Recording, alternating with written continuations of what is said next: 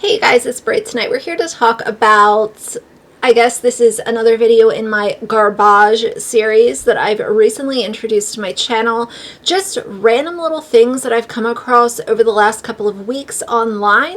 Most of this is pretty new, at least it's new to me. So we're going to go over everything. We have a little bit of Wren the Mortician. We have a little bit of specifically community guidelines that would apply to accounts like Wren and Jacqueline.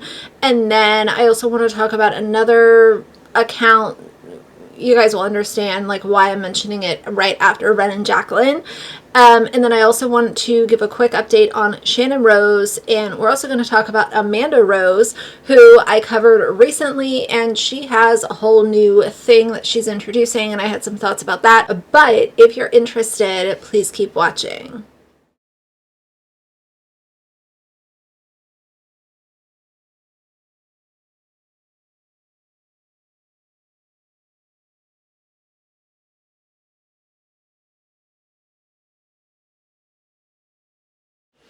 Alright, you guys, so let's start at the top. There is a TikToker, her username is DannyMorin13. She discusses Wren the Mortician recently becoming a CPST, and Danny herself is a CPST, and she had quite a few really solid thoughts about Wren kind of obtaining this title as a way to get revenge, as a way to say, well, la la la, like here I am and now I'm a CPST.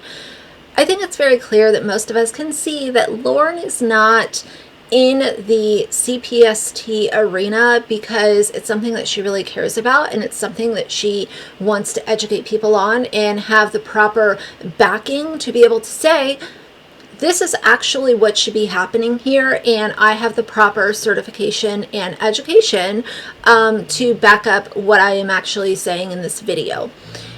It's very clear this is just another, what she thinks is a dig at Jamie Grayson, and it's, you know, I talked about this in the last video that I covered with Wren, but Wren coming out and putting out a TikTok and saying, oh, getting a CPST certification was not that hard.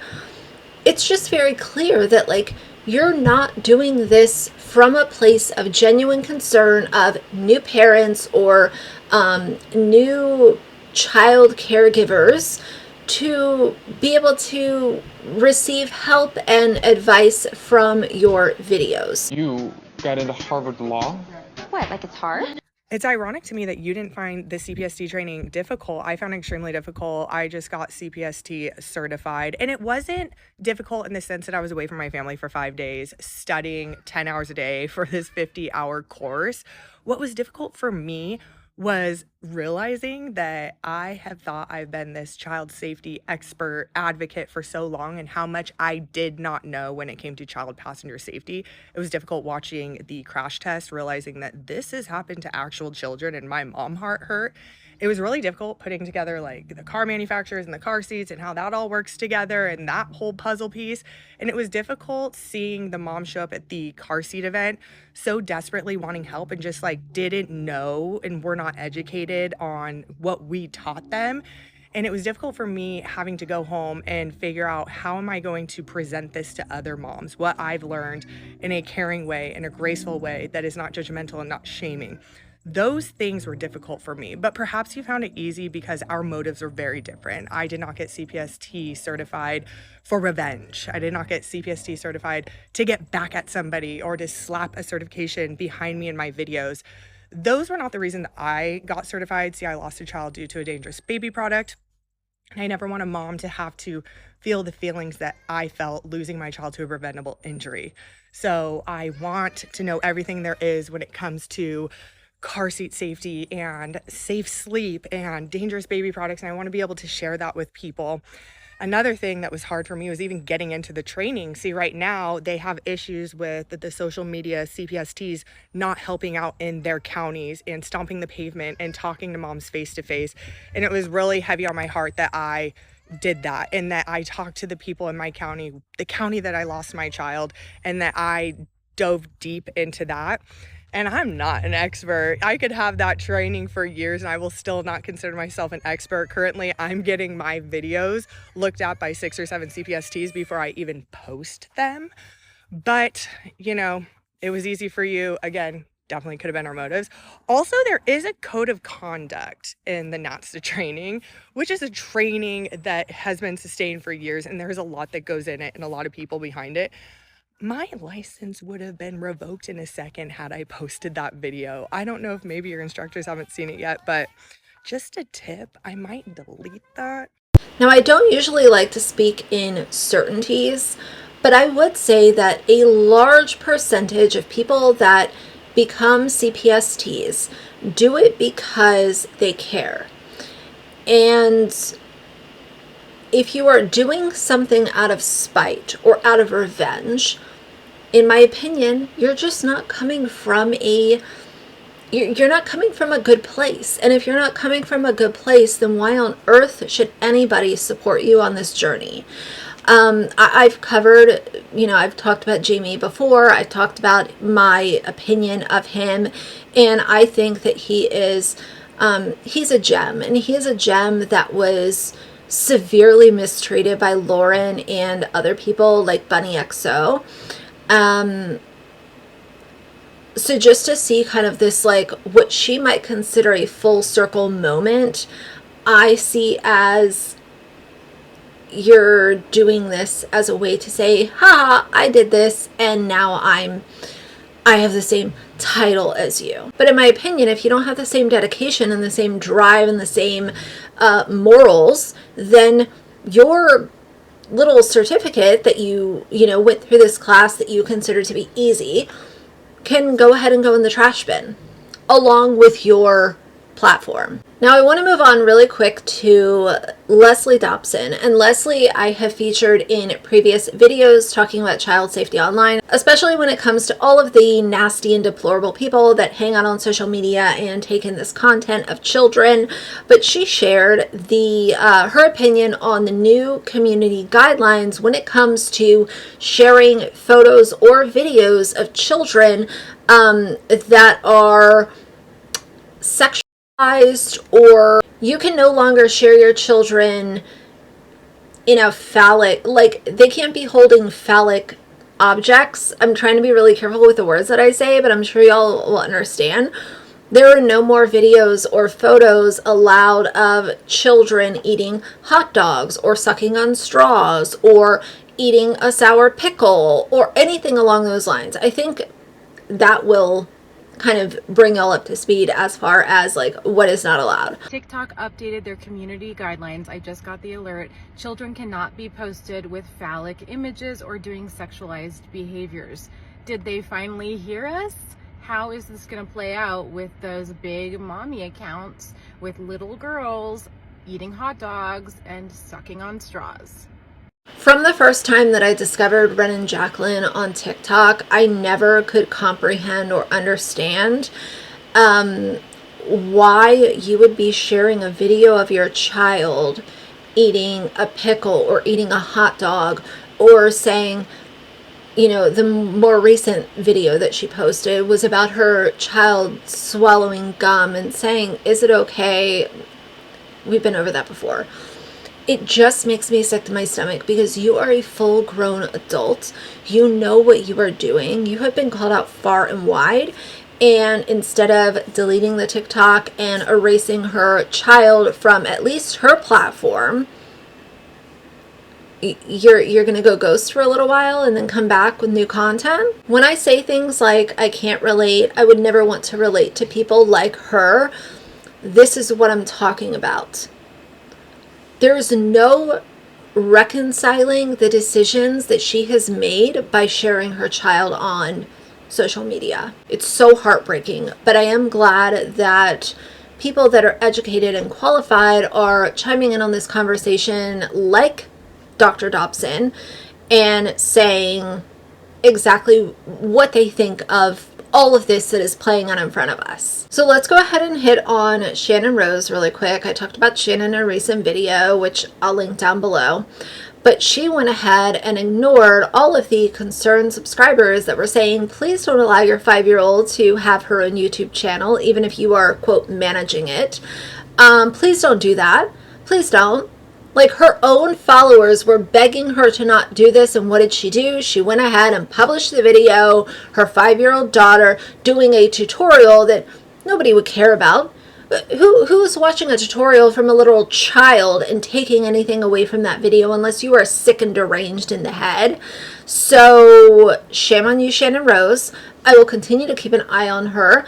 There for a while, I took a little bit of a break from covering her just because I felt like it was the same old song and dance. But if she is literally giving her 5-year-old child her old channel, I think that she deserves all of the scrutiny and criticism in the world, and I'm happy to chime in on the conversation.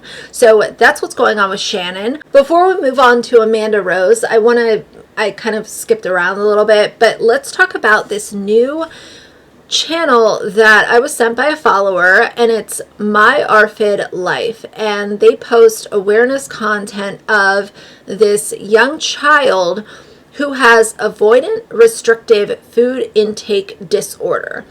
And basically it's the child trying new foods and talking about how they feel about these foods. This is again a problem. Children eating food on camera is, as weird as this sounds, it is something that the worst people that roam around social media gravitate towards. We don't need to see your child for you to be spreading awareness about this issue. I would totally understand if the parents want to narrate and put their faces in front of the camera to talk about what they are doing to help their child through this issue.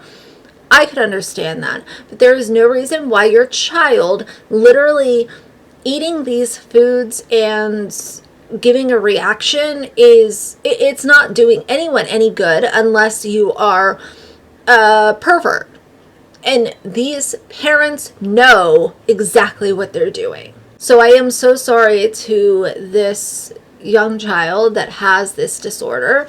It's unfortunate and it's sad, but what I think is even more heartbreaking is the fact that her parents are using her as a way to make content and label it as awareness. It's unnecessary, it's disturbing, and it is literally, you are giving the worst people on the internet exactly what they're searching for. Lastly, to close out this video, I want to touch on Amanda Rose. I talked about Amanda Rose and her filthy, unsanitary home and the content that she makes in another video. Of course, that will be linked down below as well. But she recently shared on Instagram that she, and I'm sure it was on TikTok too, but I saw it on Instagram, that she went ahead and adopted a dog. And this is a little bit semi-sweet for me because I fully appreciate her using her platform to spread awareness of dogs that are in shelters that need to find homes. It is literally saving a dog's life if you are in a position where you can adopt from a shelter, and I've touched on that before. The reason that I'm concerned for this dog is that she has literally published content of her home being not a very good place for her own children, and I would consider the same for a dog. Like, if you're having mold issues and trash on the floor and food that's being thrown all over the place that you're not immediately cleaning up, I feel like that could be a recipe for disaster. You know, there are so many foods that are toxic to dogs. A lot of people have no clue that garlic is toxic to dogs. Grapes are toxic to dogs. Same with raisins, obviously. There are a lot of foods that people might not automatically think, oh, that's, you know, most people think of like chemicals or chocolate. Like, everyone knows that chocolate is not good for dogs. But it worries me that she has kind of publish this very kind of chaotic household that she's trying to manage, and now we're bringing in a dog to this environment where the dog might get into Halloween candy, the dog might get into some trail mix that has raisins in it and chocolate. So I do wish all of the best, and like I said, I really appreciate her using her platform to spread awareness about adopting. So I'm a little bit in the middle. I just really hope that everything ends well for this dog. I hope that it, gets along with her kids so well. I think that kids growing up with a dog or a cat is huge to a kid's like childhood and upbringing. And I think it's really magical to see the bond that kids build with their family pets. So I'm a little 50-50 on it, but I want to know, how do y'all feel? Way too much on my plate already. I really want to get a dog just because I really want a dog to grow up with my baby. So we're gonna go to an animal shelter and we're gonna look at dogs. I don't know. Can I help you? Hi, can we fix the dogs, or do we need Yes, like a... absolutely. Okay. There, and you can meet anyone you want. Sweet, thank you so much. Thank you.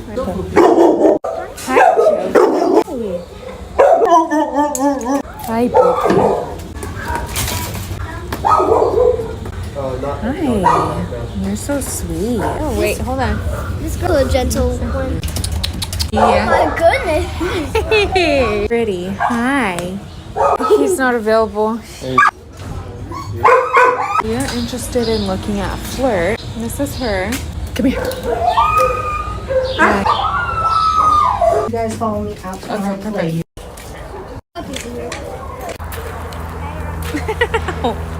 Ow! Go pet her. She's pretty sweet and pretty good about not jumping up. So. Hi. Hi, Flirt. And I don't want to change her name. I want to keep her Flirt. Yeah. I like it. I'm gonna come home with us tomorrow. We did end up getting a dog. We ended up getting Flirt. However, we were told that she does have an owner. And at first I was very hesitant to get her because what if the owner comes back and wants to get her? However, she was notified about the dog being inside the shelter days ago. She was gonna come pick her up and did not come pick her up. If she's a family dog or your best friend, you would not want her to be inside a shelter. We're gonna pick some stuff up for the dog. We need to get a bed, some toys, some food. We need to get her a bed. We need to get her a collar. What if we get her one of these? We'll get her this one. Toys. I'll get her this. These. Some treats. Just in case. Some nail clippers, a hairbrush. I'm gonna get her this because she deserves the best. This one for school. These. I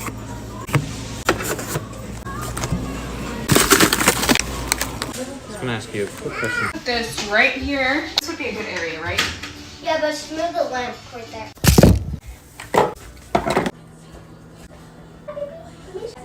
Husband is on the way to go pick her up now. Hey. Hi. Hey, I'm sure there's gonna be a bunch of people that say I don't need her. But do you see how cute she is? So her name is Flirt. She's about 2 years old. I have no idea what breed she is, but she's... Go ahead and watch that other video that I posted about Amanda, and maybe it will give some backstory as to why I'm a little in the middle on it. But yeah, you know, I will throw up. I'll actually put it right here.